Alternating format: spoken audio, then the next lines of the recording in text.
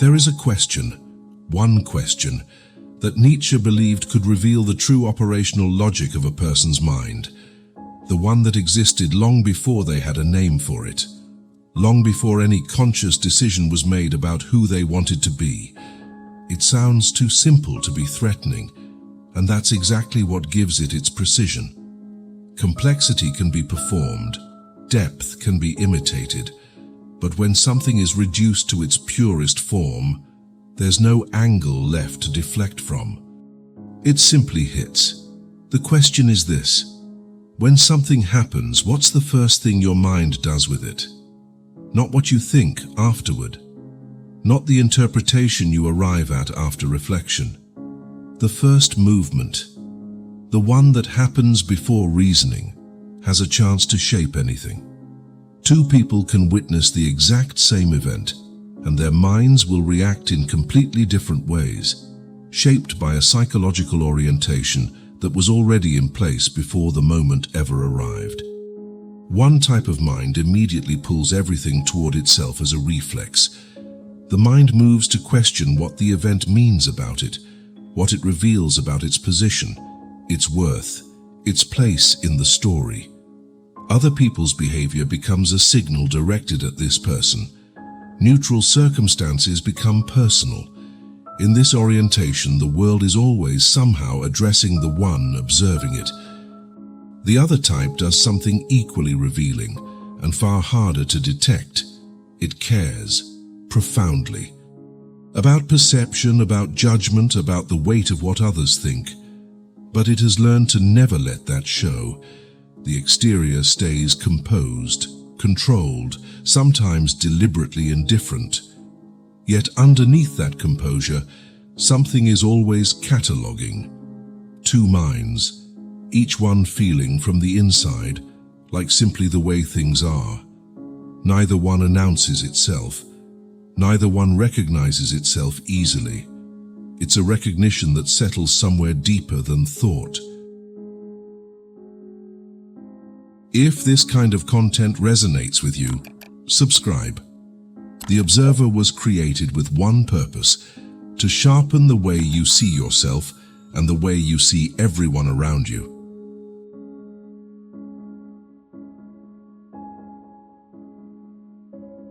Before the two minds come into focus, the question deserves its full weight.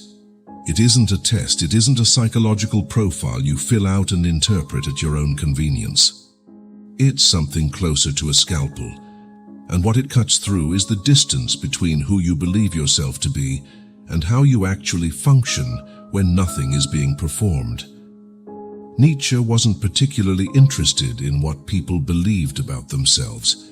He was interested in the direction of force inside a person, in the underlying current that determined how they related to reality before conscious belief had any say in the matter. And what he found again and again was that a person's relationship to the world, to events, to other people, to their own existence, could be traced back to a single orienting tendency. A tendency that expressed itself in the small, automatic, unguarded movements of the mind, in what a person does with incoming information before any personal narrative gets involved. This matters for a precise reason. The reflex determines far more about a person's actual experience of life than any deliberate intention ever could. You can decide to be humble. You can train yourself to appear composed. You can construct over years an entire identity built on the quality you most value. But the reflex doesn't negotiate with the identity you've built. It moves before the identity arrives. And in that unguarded instant, something becomes visible that years of conscious introspection might never have surfaced. What Nietzsche identified is that this reflex tends to take one of two fundamental forms. Two distinct psychological orientations, each internally coherent, each with its own logic, its own blind spots, its own way of generating suffering, and its own way of making that suffering invisible to the person living inside it. One places the self at the center of every incoming signal. The other places the other's perception at the center, while performing the exact opposite. Both feel, from the inside, like self-awareness. Both feel like simply seeing things as they are. And that's precisely what makes them so difficult to examine. You can't easily question a lens you don't know you're looking through. The person in each orientation isn't confused or unaware. They're often extraordinarily certain about who they are. And that certainty, that firm, unquestioned sense of self-knowledge, is precisely where the blind spot lives. Not in ignorance, in conviction. The question doesn't ask you to reach a verdict about yourself. It asks something far more demanding than that. It asks you to observe, to watch what your mind actually does. That first movement tells you more than you'd expect. And what comes next, when we look at the first of these two orientations, is the kind of recognition that tends to arrive quietly and take a long time to leave.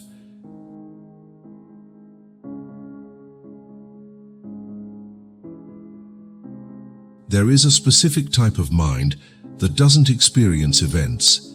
It experiences what events mean about itself. Something happens, anything.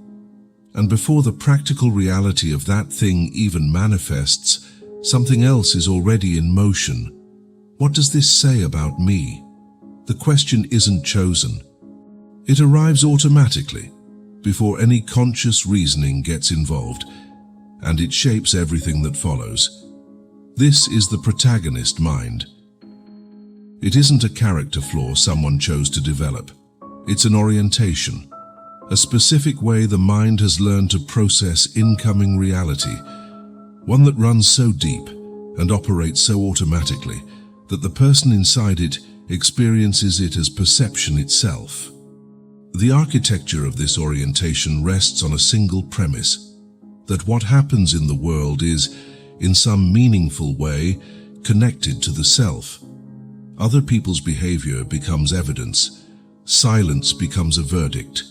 Indifference becomes a statement that demands interpretation. The mind is extraordinarily active, constantly reading, constantly converting external information into something personally significant, and it does all of this without any conscious instruction to do so. What makes this difficult to see from the inside is that it produces a person who appears highly perceptive, someone who notices shifts in energy, catches what goes unsaid. The perception is genuine, but everything that gets perceived passes immediately through the same question: what does this mean about me? The intelligence is real, the filter is the problem, and the filter is the one thing this mind cannot examine, because the filter is the mind itself. Nietzsche saw this as a specific relationship between identity and external confirmation, one in which the self cannot maintain its sense of coherence without a continuous supply of signals from the outside, which means that when the world moves forward without reference to this person, when people are simply preoccupied with their own lives, indifferent, unaware, the protagonist mind doesn't register that as neutrality. It registers it as erasure. And that is where the real cost lives.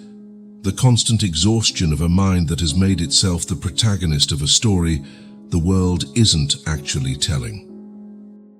In this architecture, other people exist primarily in relation to the self. Their inner lives are acknowledged, sometimes discussed with apparent depth, but rarely felt as something entirely independent, entirely indifferent to this person's narrative. Genuine curiosity about someone else's experience, with no translation back into personal meaning, remains largely out of reach. The question that tends to produce the longest silence in someone operating from this orientation is almost embarrassingly simple. When something happens, anything, where does your mind go first? Watch the answer before the considered response arrives. That first movement tells you everything. And there is another kind of mind, one that has solved this differently, one that has taken everything the protagonist mind wears on the outside and buried it where almost nothing leaks through. A mind that tracks just as precisely, cares just as deeply, and has built around all of that an exterior that looks like the opposite of everything it actually is.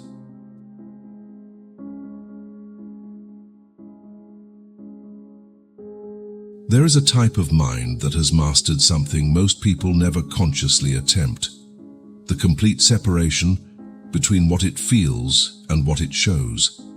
From the outside, this person appears composed, self-contained, indifferent to the kind of things that visibly affect others. They don't react, they don't flinch. When something that should provoke a response hits them, the exterior remains steady, calculated, controlled, unreadable. And because the world tends to interpret the absence of visible reaction as the total absence of reaction, this person moves through life carrying a reputation for indifference they did nothing to correct, because that reputation is useful. This is the concealed mind.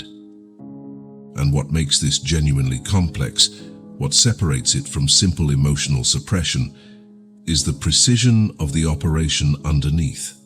This mind cares profoundly about how it is perceived, about the weight of other people's judgments, about the meaning behind what was said, about the exact tone in which something was delivered.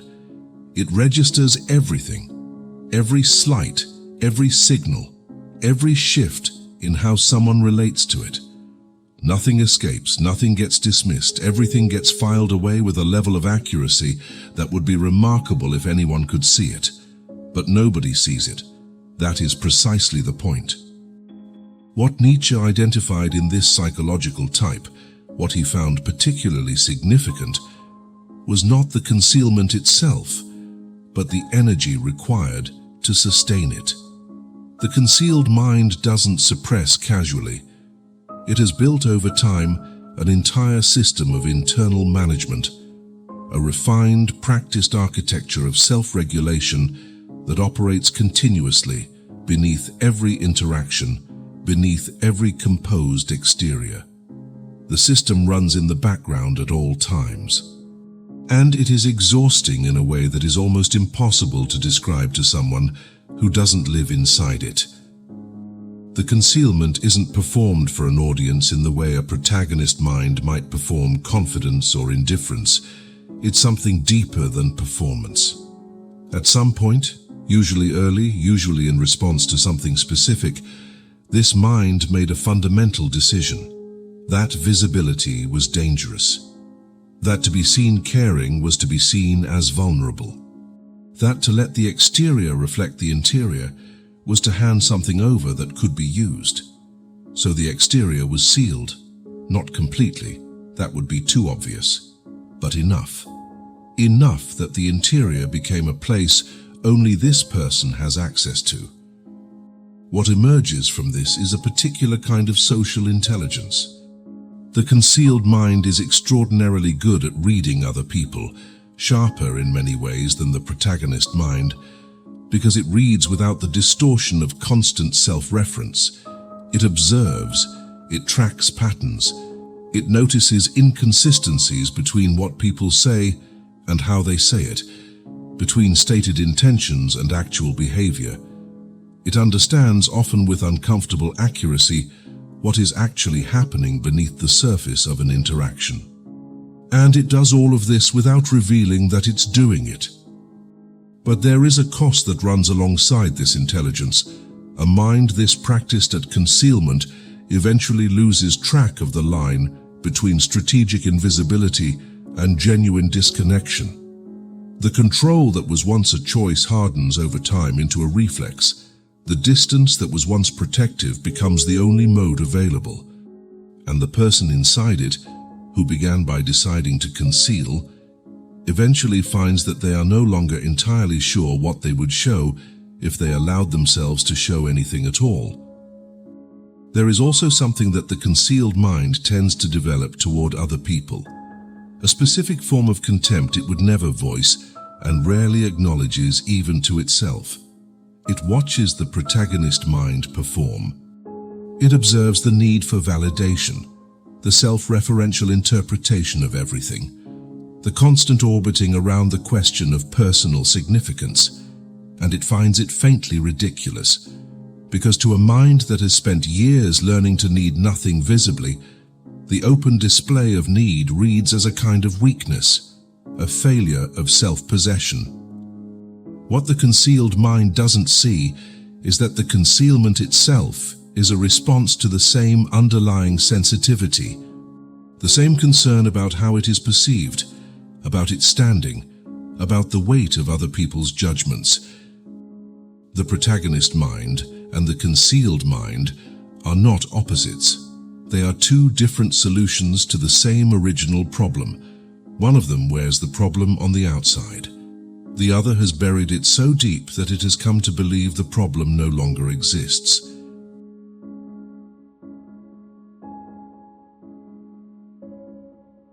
Neither of these orientations was chosen. That's the first thing to understand, and it's what makes this entire inquiry something other than a moral judgment. Nobody sat down at some point in their life and decided to become a protagonist mind or a concealed mind. Nobody selected an orientation the way you select a belief or a value. The orientation formed. It was shaped by something far earlier than any conscious decision, by conditions that existed before the person had the language, the distance, or the capacity to evaluate them.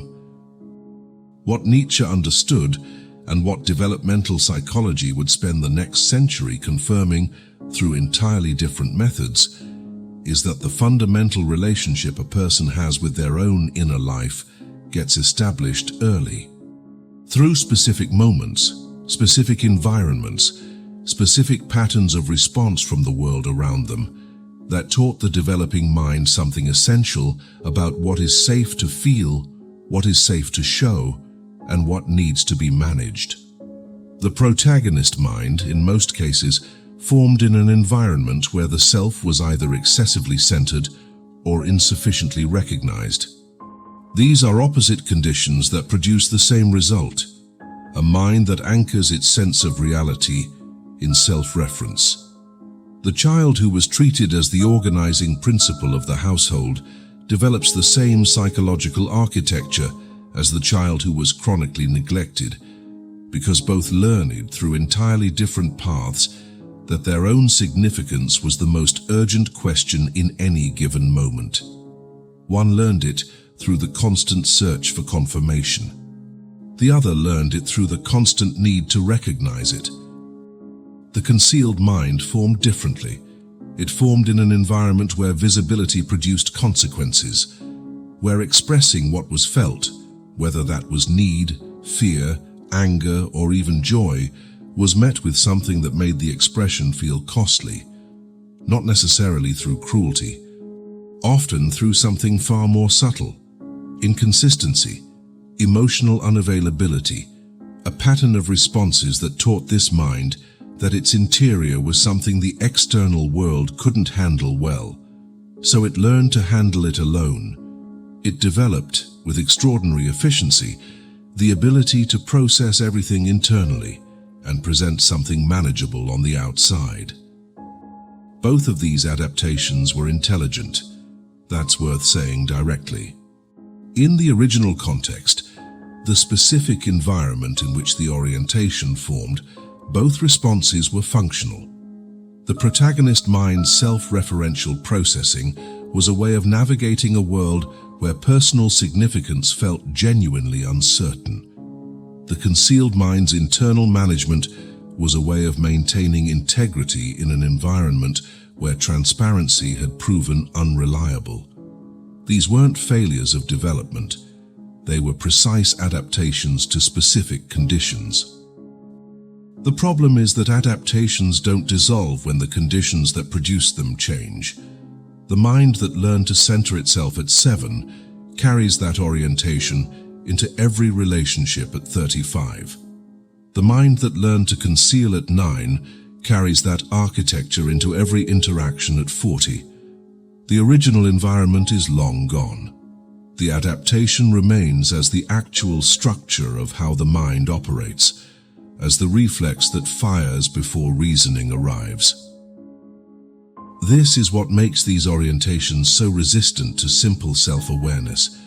You can understand intellectually that your tendency to interpret everything through self-reference developed as a response to early conditions. You can trace the logic of it, name it, articulate it, and then something happens, something small, something that shouldn't carry much weight, and the reflex fires anyway, before the understanding arrives. Before the self-aware version of you has a chance to intervene. Understanding the origin doesn't dismantle the orientation, but it does something that nothing else quite manages to do. It changes the relationship between the person and the pattern. The orientation stops feeling like identity and starts feeling like history, and that distinction, narrow as it sounds, is where something genuinely different becomes possible. What neither orientation tends to do naturally, and what the origin story makes painfully clear, is examine itself at this level. The protagonist mind is too occupied with what incoming reality means about the self to investigate where that reflex came from. The concealed mind is too invested in the integrity of its exterior to look closely at what the concealment was originally built to protect. Both are in their own way still responding to something that ended a long time ago.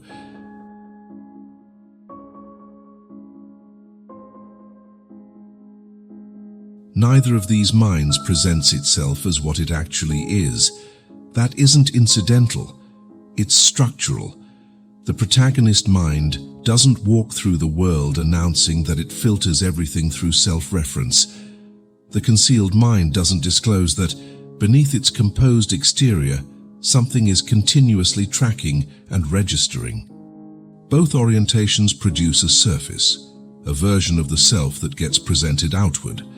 And that surface is, in each case, a carefully constructed inversion of what's actually happening underneath. The protagonist mind performs confidence, not always through dominance or visible self-assertion. Sometimes the performance is quiet, a particular kind of certainty in the way opinions are expressed, a subtle resistance to being questioned, a tendency to steer conversations back toward familiar territory where the self feels authoritative. But the signature is consistent.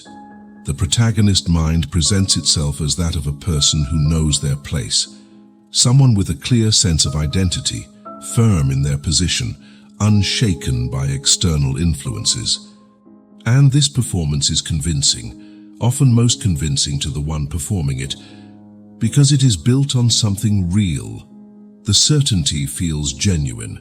The self-assurance feels earned. What the performance conceals is the machinery behind it, the continuous automatic scanning of every incoming signal for personal relevance, the quiet but persistent need for the world to confirm what the performance is asserting. The protagonist mind performs confidence precisely because confidence is what self-referential processing requires to remain stable. Every gesture of self-assurance is, on some level, a preemptive answer to a question the mind is constantly asking but never voicing out loud. Am I significant here? The concealed mind performs indifference, and this performance is, in many ways, the more sophisticated of the two, because indifference is harder to challenge than confidence. Confidence can be tested. Indifference prevents any testing entirely. If you appear not to care, there is nothing to press against, nothing to destabilize, nothing to use as leverage. The concealed mind understood this early and built its exterior accordingly. It presents itself as someone who has moved past the need for external validation, someone self-sufficient, internally stable, operating from a place that doesn't require the approval or recognition of anyone. The performance is extraordinarily effective. People read it as strength, as emotional maturity, and the concealed mind does nothing to correct this reading. It allows the performance to generate its own reputation, and then uses that reputation as additional insulation, because a person known for not caring is rarely pressed to demonstrate what they actually feel. What the performance conceals is the opposite of what it projects. Beneath the indifference is a mind that is acutely, sometimes painfully attuned to how it is being perceived. A mind that registered the exact tone of every word in the last conversation and has been processing the implications since. That noticed the shift in someone's energy 3 exchanges ago and has been quietly cataloging what it might mean. The indifference on the surface is not the absence of sensitivity. It's the management of a sensitivity so acute that at some point, allowing it to show felt like an unacceptable risk. What is striking, and what Nietzsche's framework makes particularly clear, is that both performances serve the same function, though from opposite directions. The protagonist mind performs in order to generate confirmation from the outside. The concealed mind performs in order to eliminate the need to seek confirmation visibly. One is always reaching outward. The other has sealed itself inward, but both are organized around the same central concern, the question of how the self stands in relation to others, and the management of whatever vulnerability that question produces. The performance, in both cases, is not dishonesty in the ordinary sense. It isn't a calculated deception. It's something that developed gradually, that reinforced itself through repetition, that eventually became indistinguishable from personality. The protagonist mind is no longer performing confidence as a strategy. It has become, from the inside, simply how this person experiences themselves. The concealed mind is no longer performing indifference as a defense. It has become, from the inside, simply who this person is. And that is precisely what makes it a performance in a deeper sense. Beneath the indifference is an unacknowledged wound. The performance doesn't hide these things from others only. It hides them from the very person performing it. Which means that the moment of recognition, the moment when the performance becomes visible for what it is, doesn't come from the outside. It cannot be delivered by another person regardless of how perceptive they are. It can only happen from within. And it tends to happen in an instant, when the reflex fires and something in the person watches it happen, and for the first time, doesn't immediately justify it. That moment, what it looks like, what it requires, and what it costs, is what comes next. And what happens when these two minds, each shaped by its own history, encounter each other directly, is where things become considerably more complicated.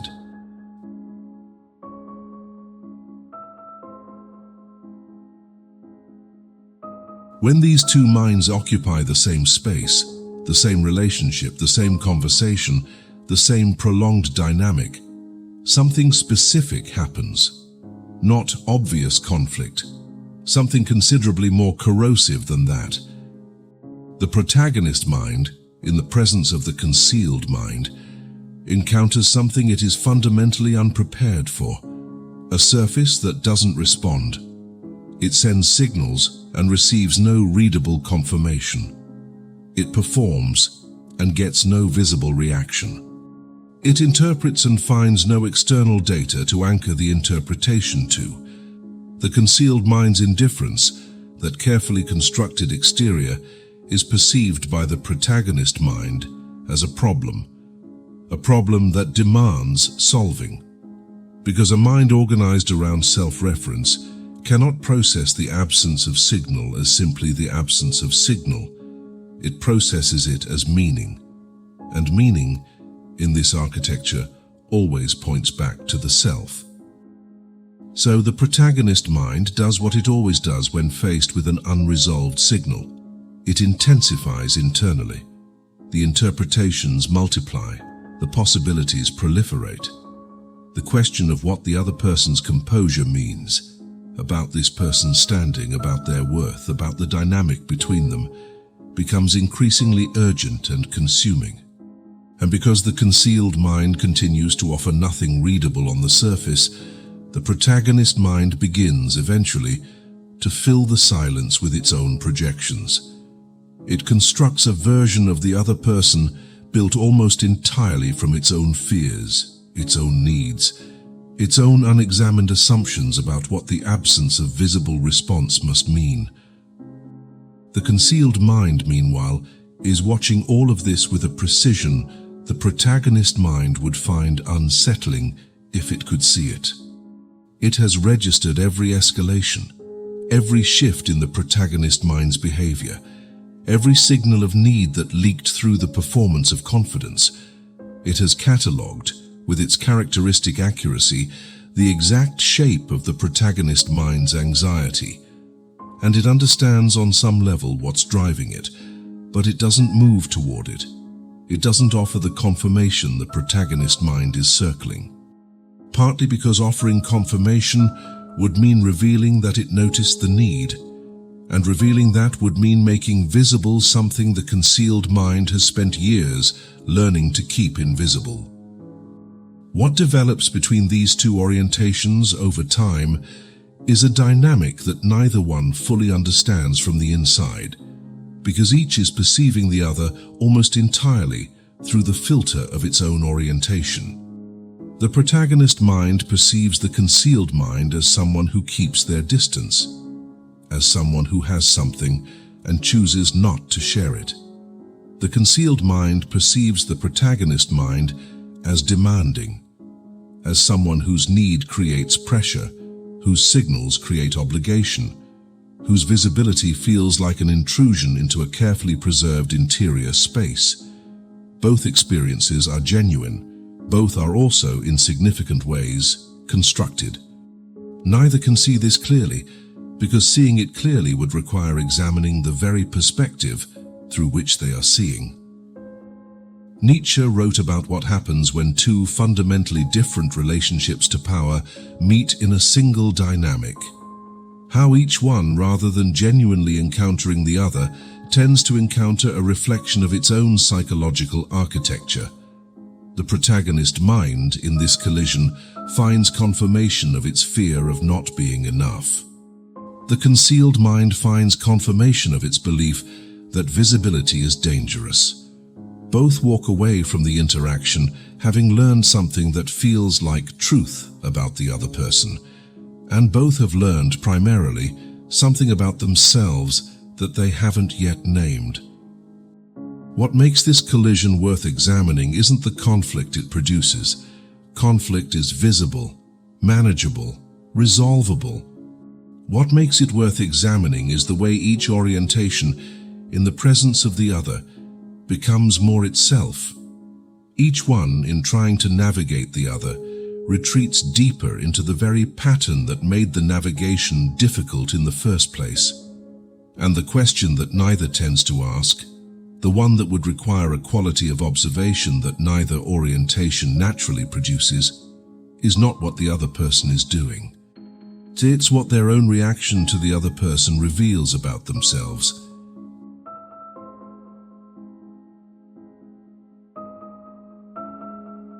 The pattern doesn't break. That's the first thing to understand. Recognition is not the same as change. It isn't a turning point in the cinematic sense, the moment where everything realigns and a different life begins. It's something considerably less dramatic and considerably more permanent than that. It's the moment the pattern becomes visible. And once something is visible, it can no longer function the way it did when it was invisible.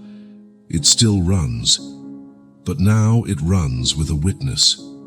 Both situations confront the same underlying fact. The orientation that resembled identity is, in reality, a pattern. A precise, consistent, historically explainable pattern, but a pattern nonetheless.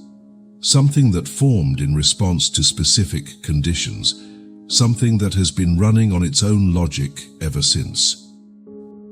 The word Nietzsche used to describe the person capable of sustaining this kind of witness, of holding the observation without collapsing back into the pattern or constructing a new narrative around it, was not enlightened or healed or free. His word was honest, and he considered it one of the rarest human capacities. Because the mind's preference for its own coherence is so strong, so automatic, so deeply woven into the fabric of daily experience, that genuine self-confrontation requires something most people never quite manage to produce: the willingness to be inconvenient to themselves. That willingness, and what it costs and what it makes possible, is where this ends.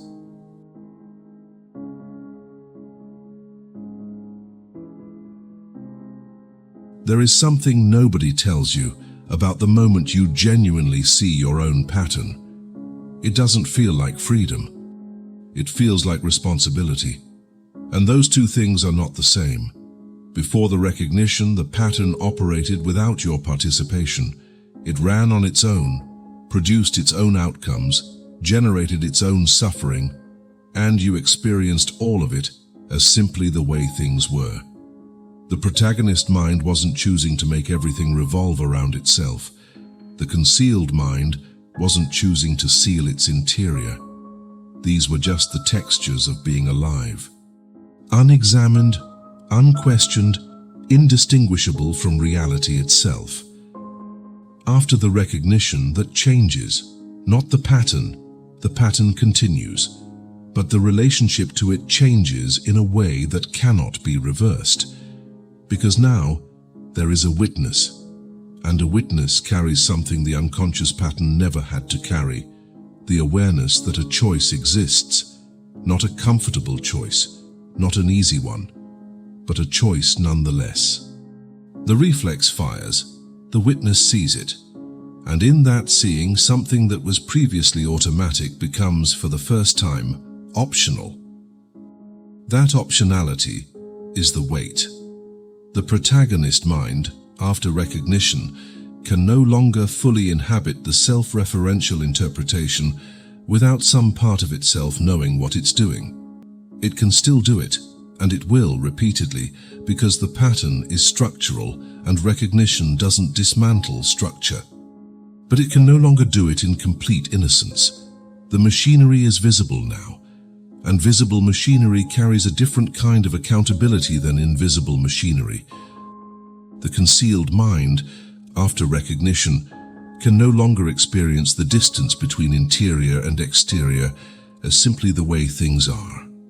It knows now that the distance was built, that the ceiling was a response to something specific, in a specific moment, under specific conditions that no longer exist.